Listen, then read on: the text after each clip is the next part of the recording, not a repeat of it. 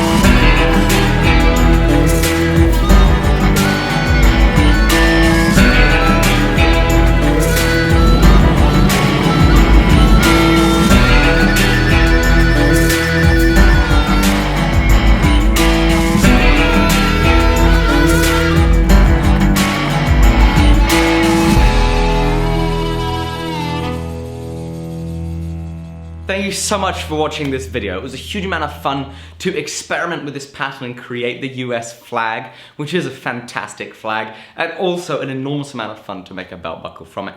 I want to thank you so much for checking out the video. Please do go ahead and hit subscribe below. There's another little idea I've been mulling around in my head, and that is to potentially do a pre-order of 2 or 3 of these. Super limited edition, the only other belt buckles to come from here. They'd be dated, they'd be serial numbered 2, 3, 4.